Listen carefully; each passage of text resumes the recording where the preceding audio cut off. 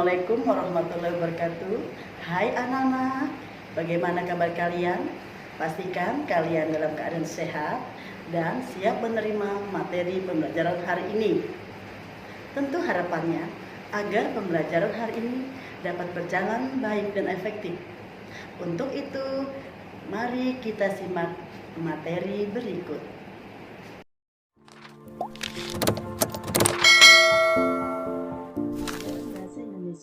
Masih dengan tema 2, persatuan dalam perbedaan, dengan subtema 3, bersatu kita teguh. Dengan kompetensi dasar dan tujuan pembelajaran sebagai berikut. Anak-anak, materi pembelajaran kita adalah berlatih menulis kalimat efektif dan kata baku. Yuk kita awali dengan kalimat efektif. Baiklah, kita pahami dulu apa yang dimaksud dengan kalimat efektif.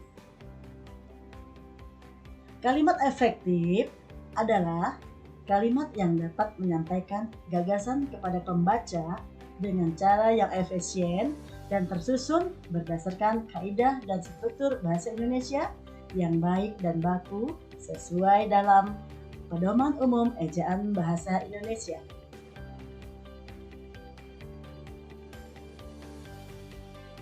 Ada beberapa hal yang wajib kalian ketahui bentuk dari kalimat efektif. Kalimat efektif tentunya memiliki beberapa unsur, yaitu yang pertama, kalimat efektif memiliki subjek, memiliki predikat, memiliki objek, dan memiliki kata keterangan. Nah anak-anak, mari kita pahami unsur yang pertama, yaitu subjek. Subjek yaitu orang atau pelaku dalam sebuah kalimat. Subjek juga dapat berupa kata benda seperti hewan, tumbuhan, dan lain-lainnya. Subjek juga adalah yang menandai apa yang dibicarakan. Nah, unsur berikutnya adalah predikat. Predikat adalah tindakan atau perbuatan yang dilakukan oleh subjek terhadap objek. Dengan ciri-ciri predikat adalah predikat bertugas menjelaskan subjek. Predikat bisa berjenis kata benda, kata kerja, kata bilangan, dan predikat menjadi jawaban dari pertanyaan mengapa dan bagaimana. Baik anak-anak, kita lanjutkan. Unsur berikutnya adalah objek. Objek merupakan sesuatu yang dikenai tindakan oleh subjek. Ciri-ciri objek adalah memiliki kategori kata berupa kata benda. Yang kedua, berada langsung di kalimat yang memerlukan objek. Dapat menjadi subjek dalam kalimat pasif.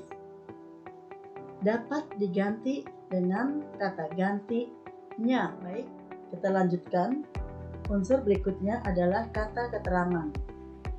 Kata keterangan menjelaskan bagaimana, di mana, atau kapan peristiwa yang dinyatakan dalam kalimat tersebut. Baik anak-anak, kita akan melanjutkan dengan mempelajari ciri dari kalimat efektif. Kalimat efektif merupakan sebuah susunan kata yang mempunyai kaidah kebahasaan yang baik dan benar. Nah, berikut ciri-cirinya adalah: 1. Kalimatnya harus lugas, yaitu langsung ke pokok permasalahan. Yang kedua, kalimatnya tepat, artinya sesuai dengan yang dimaksud. Yang ketiga, jelas, kalimat harus jelas unsur dan strukturnya. Dan keempat, hemat, kalimat harus cermat dan tidak boros kata. Hindari penggunaan kata yang sama dalam satu kalimat. Mari kita baca kalimat berikut. Mari kita tentukan struktur kalimat yang telah kalian baca. Muhammad Rum dan Herman Van Rooyen. Di sini strukturnya sebagai subjek. Subjek adalah orang atau pelaku dalam sebuah kalimat. Subjek juga dapat berupa kata benda seperti hewan, tumbuh-tumbuhan, manusia, dan lain-lain. Menandatangani bertindak sebagai predikat. Predikat artinya tindakan atau perbuatan yang dilakukan oleh subjek terhadap objek. Perjanjian. Di sini bertindak sebagai objek. Objek adalah suatu hal atau perkara atau benda yang dilibatkan dalam kalimat. Biasanya berupa kata benda. Kemudian di Hotel Des Indes, Jakarta pada tanggal 7 Mei. Sebetulnya sebagai keterangan.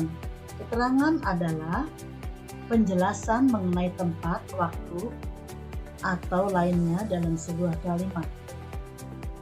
Baca contoh dari kalimat tidak efektif berikut. Rumah gubernur yang besar itu dijual oleh gubernur dengan harga murah. Gubernur disebutkan lebih dari satu kali. Kemudian, teks yang berwarna kuning memiliki makna yang rancu.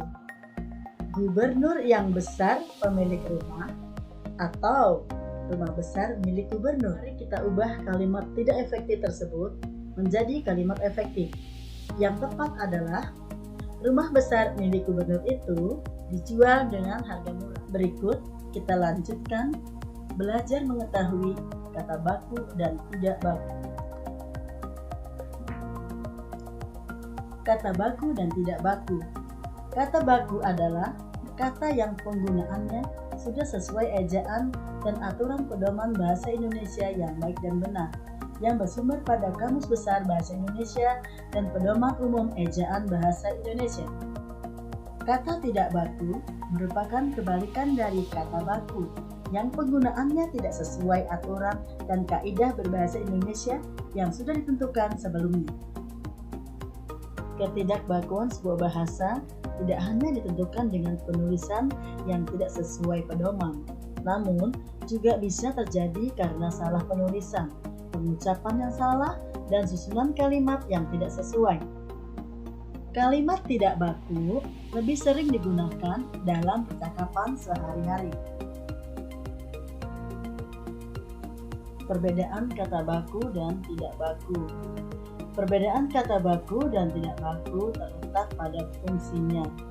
Fungsi kata baku sangat beragam, seperti membuat karya ilmiah, membuat surat resmi, lamaran pekerjaan, surat menyurat antar lembaga, dan lain sebagainya. Sedangkan kata tidak baku lebih menekankan pada pemakaian komunikasi atau percakapan sehari-hari. Ciri-ciri kata baku. Kata baku tidak terpengaruh bahasa daerah dan bahasa asing. Kata baku tidak rancu. Kata baku bentuknya tetap dan tidak mudah berubah. Kata baku menggunakan imbuhan secara tersurat. Kata baku tidak menggunakan atau menambahkan keterangan tambahan yang tidak diperlukan. Kata baku digunakan dalam hal formal atau resmi. Sedangkan ciri-ciri kata tidak baku adalah kata tidak baku terpengaruh bahasa daerah dan bahasa asing. Kata tidak baku memiliki bentuk kata berubah-ubah. Kata tidak baku memiliki makna yang sama dengan kata baku meski pengucapannya berubah. Mari kita perhatikan bentuk kata tidak baku dan kata baku.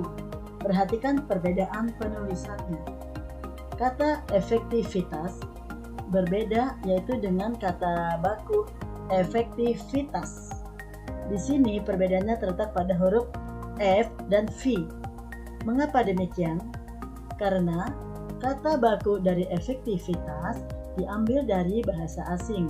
Salah satu prinsip penyerapan bahasa asing ke dalam bahasa Indonesia adalah bahasa serapan disesuaikan dengan kata aslinya sedapat mungkin.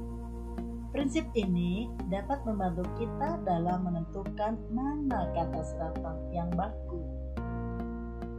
Kata efektivitas kita serap langsung dari bahasa Belanda effectiviteit.